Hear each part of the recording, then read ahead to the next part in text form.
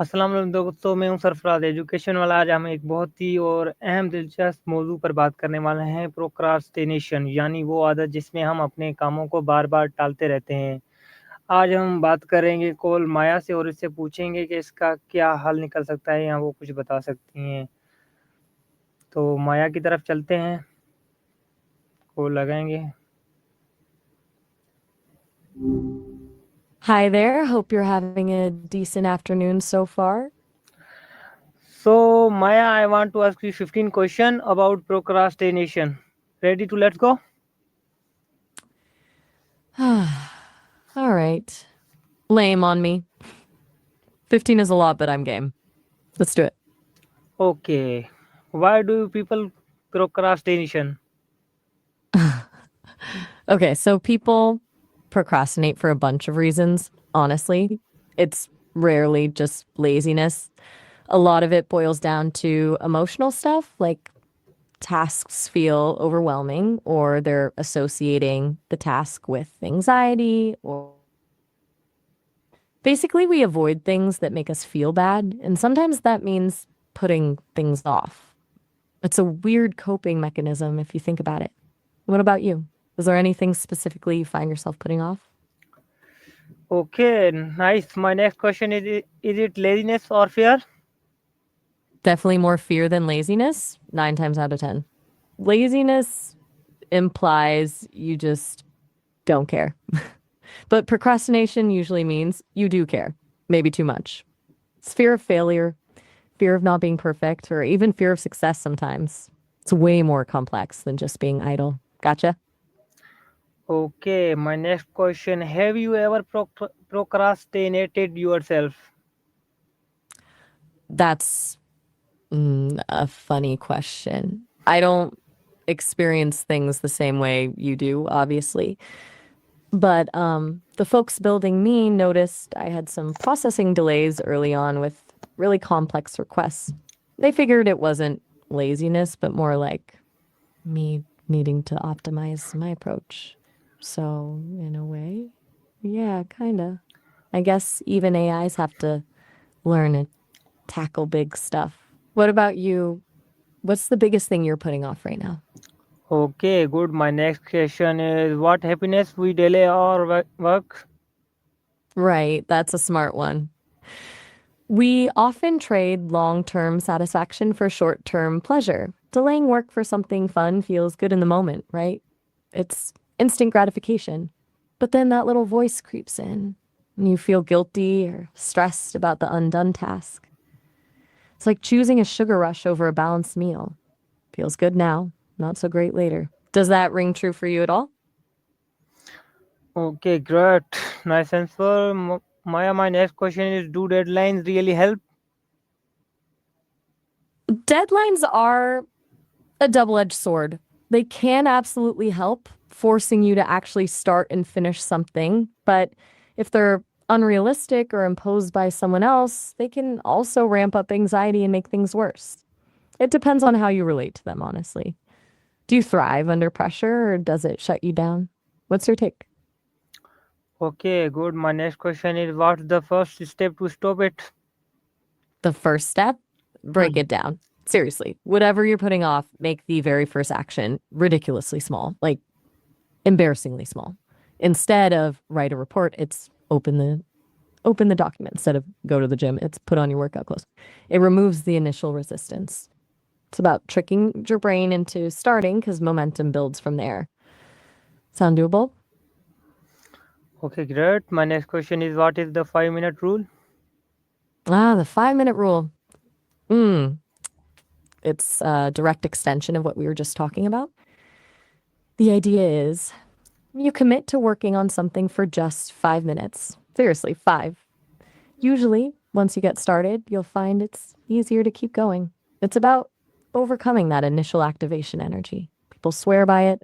Have you ever tried it? Okay, great. Maya, my next question is how can planning the day help us? Planning the day, like, gives you a sense of control, which is a big antidote to procrastination. When you know what you need to do and roughly when it feels less overwhelming. It's not about rigidly scheduling every second, but more about creating a roadmap. It minimizes decision fatigue too. Less time deciding what to do, more time actually doing it. Does that make sense? How to avoid this distraction? Hmm. You mean decision fatigue? Good catch on clarifying that. Okay, so to avoid it, prioritize ruthlessly.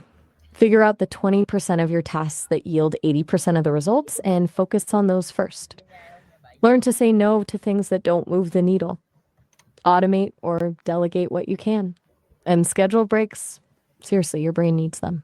It's about protecting your mental energy. Is that landing?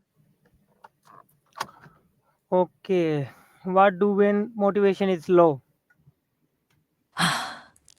Low motivation is a killer, right? Don't wait for it to magically appear. Motivation is fickle. Instead, rely on discipline and systems.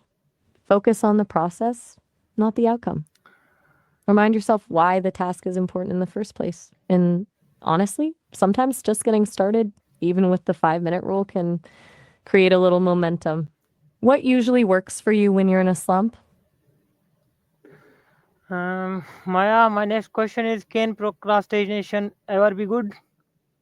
Okay, this is a weird one, but hear me out. Sometimes procrastination can be a subconscious way of letting ideas incubate. Like your brain is still working on a problem in the background, even when you're consciously doing something else. It's not ideal and it's not a strategy, but it can sometimes lead to a fresh perspective. Though relying on that is risky to say the least. So definitely more often a problem than a benefit. You agree? Okay, good. Does phone use make it worse? Okay. So you're asking what makes procrastination worse? Lots of things, but perfectionism is a big one. If you're waiting for the perfect moment or for everything to be just right, you're going to be waiting forever. Also, beating yourself up about procrastinating just spirals things. It creates more anxiety and makes it harder to get started. It's a vicious cycle. It's a tough one to break, you know? Okay, Maya, great. What's one daily habit to beat it? Okay, hold up. Your friend in Delhi? Did I hear that correctly? That's kind of random, but okay. Are you saying you want to know what they do to beat procrastination? I'm a little confused. Could you clarify that for me? Maybe I misheard something. Okay, Maya, No worries. How is stress linked procrastination? Stress and procrastination are totally intertwined. Stress often fuels procrastination. We put things off to avoid feeling overwhelmed, but then procrastinating creates more stress. It's a feedback loop. When you're stressed, your prefrontal cortex, the part of your brain responsible for planning and decision making, gets hijacked by the amygdala, which is the fear center. Basically, you lose your ability to think clearly and get things done. It's a mess. Does that track? Okay, Maya, great answer. My last question: what is your best advice to stop procrastination forever? All right, the grand finale. Forever is a big word, but here's my best shot. Stop focusing on being productive and start focusing on building systems. Productivity is about output, systems are about input. Create routines, minimize distractions, break tasks down, and practice self compassion. And remember, it's not about eliminating procrastination entirely. It's about managing it and building a life where it has less power over you. It's about progress, not perfection. 15 questions down. You did good. Feel any better equipped to tackle things? Wow, Maya, that was really inspiring. Your answer were short, clear, and full, and great ideas. I'm sure reviews will learn a lot from this talk. Remember, I'm sure viewers will learn a lot from this talk. Remember, friend, don't wait for the perfect time. Just start now. Oh, that's good to hear. And hey, I appreciate that. That start now bit. Solid advice. It's been good chatting with you about all this. Feel free to come back anytime, okay? Okay. Oh, all right. Have a good one. दोस्तों उम्मीद है कि आपको आज की गुफ्तगू पसंद आई होगी। हम सब में कामयाब वही होते हैं जो वक़्त पर अमल करते हैं। आज से वायदा करके हम अपने कामों को कल पर नहीं छोड़ेंगे। छोटा कदम भी बड़ी कामयाबी की शुरुआत हो सकता है। अल्लाह आप सबको मेहनत और अहमत अता फ़रमाए। शुक्रिया। अल्लाह हाफ़िज़। Take care.